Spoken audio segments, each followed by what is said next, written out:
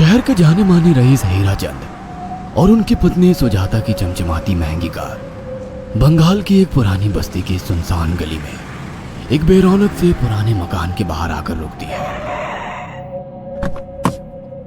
सुजाता, ये तुम मुझे किस जगह लेकर आई हो? ये तो कोई गरीबों की बस्ती लगती है, यहाँ ऐसा क्या है? हीरा चंद के कुछ भी समझ में नहीं आ रहा था कि सुजाता उसे ऐसी अजीब सी जगह क्यों लाई है, जिस मकान में दिन में भी अंधेरा दिख रहा था और धुआं उठ रहा था। आप मेरे साथ अंदर चलिए, सब समझ जाएंगे। यहाँ हमारी हर समस्या का समाधान मिलेगा। सुजाता और हीरा चंद आशंकित कदमों से उस मकान में दाखिल होते हैं। तभी उन्हें किसी महिला की बाहरी आवाज सुनाई पड़ती है। चले आओ, चले आओ। हीरा चंद ने देखा कि उस मकान के अंदर अंधेरा था। अचानक हीरा चंद की निगाह एक कमरे की ओर पड़ी, जिसके अंदर हल्की हल्की सी रोशनी आ रही थी और उस कमरे के अंदर से धुआं उठ रहा था। शायद उस कमरे के अंदर आग जल रही थी। है? ये किसकी आवाज है? यहाँ इतना अंधेरा क्यों है और ये धुआं कैसे उठ रहा है? मेरा तो यहाँ दम घुट रहा है। सुजाता और हीरा चंद धीरे धीरे कदमों से उस कमरे के अंदर चले गए।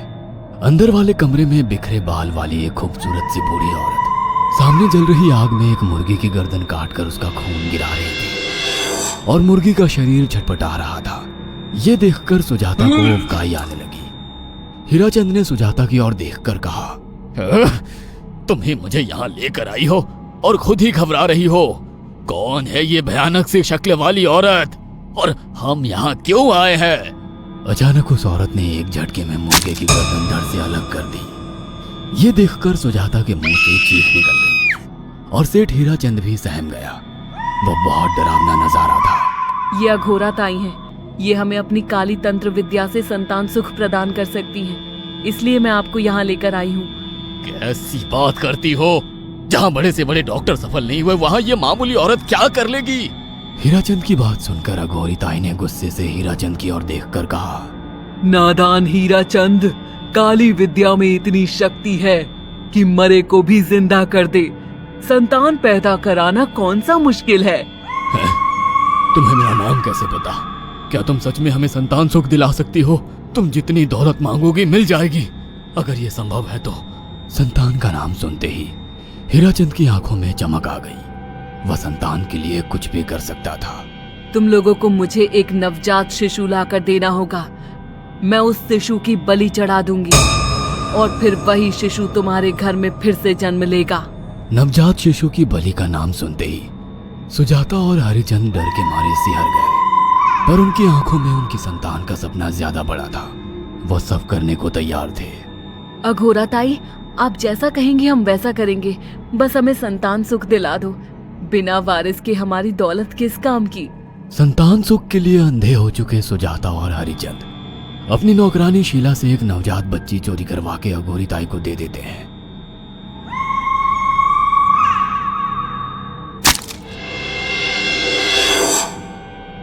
उस शिशु की बलि से सुजाता गर्भवती हो जाती है। देखा आपने अघोरा की तंत्र शक्ति?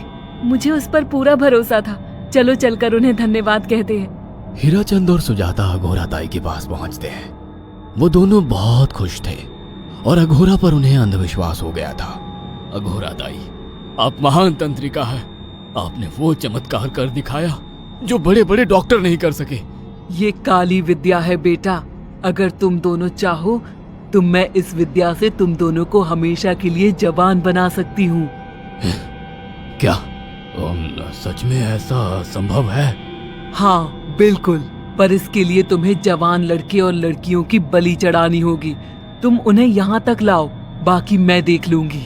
जवान रहने की लालच में अंधे सुजाता और हरिचंद एक अनाथ आश्रमों से हर रोज एक लड़की या लड़के को गोद लेने के बहाने अघोरी के पास बलि चढ़ाने ले जाने लगे।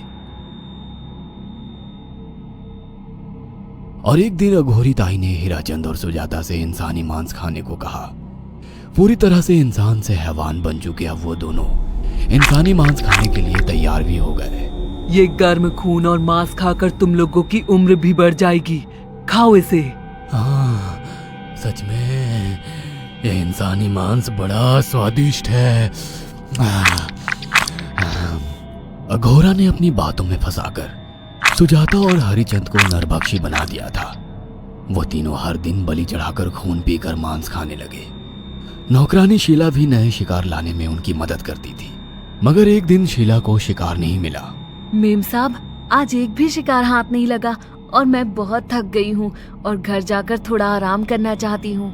कोई बात नहीं शीला, एक छोटा सा काम है, तुम हमारे साथ चलो, लौटते में हम तुम्हें घर छोड़ देंगे।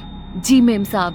शीला नहीं जानती थी कि शिकार नहीं मिलने से सुजाता और हरिचंद अंदर से बौखला गए थे और उनके दिमाग में एक शैतानी चाल चल रही थी।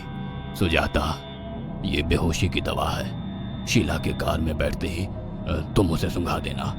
आज हमें इसी की बलि देनी होगी। इसने हमारे यहाँ का बहुत खाना खाया, अब हम लोग इसे खाएंगे। वैसे भी ये आगे चल के हमारे लिए खतरा बन सकती थी। कार में बैठते ही सुजाता शीला को बेहोश कर देती है और वो लोग सीधे अघोरी ताई के यहाँ पहुंच जाते हैं, जहाँ अघोरी ताई शीला की बलि चढ़ा देती है और तीनों मिलकर उसे नोच कर खाते हैं। अघोरी ताई, हमको बलि चढ़ाते हुए पूरा 1 साल हो गया है। हमारा बेटा भी साल भर का हो चुका है। अब और कितनी बलि देनी होगी? बस एक आखिरी क्रिया और बची है, उसके बाद तुम दोनों हमेशा के लिए जवान हो जाओगे। कैसी क्रिया अघोरा ताई? 3 दिन बाद सूर्य ग्रहण है। हमें पास के घने जंगल में एक विशेष क्रिया करनी होगी। उसके बाद तुम लोग कभी बूढ़े नहीं होगे। कितना अच्छा होगा, हम हमेशा जवान रहेंगे और सालों साल तक अपनी दौलत से ऐश करेंगे। हाँ, सच कहा। अघोरा ताई ने हमारे हर सपने पूरे कर दिए। 3 दिन बाद बंगाल के बियाबान जंगल में कोहरे और ओस से भीगे पेड़ों के बीच एक घने बरगद की बेलों पर कटे इंसानी सिर लटक रहे थे, जिसमें से खून टपक रहा था। काले जादू का सामान भी रखा था। कितनी भयानक जगह है ये, हर तरफ कटे हुए सर लटक रहे हैं। थोड़ी देर में सब समझ जाओगे। बैठ जाओ और मेरे साथ ये मंत्र दोहराओ। अघोरा, ये किन लोगों की कटी हुई गर्दनें हैं? आप यहाँ क्या करने वाली हो? हीराचंद की बात सुनकर अघोरा जोर जोर से हंसने लगी और उसने एक शैतानी हंसी हंसते हुए हीराचंद की ओर देखकर कहा,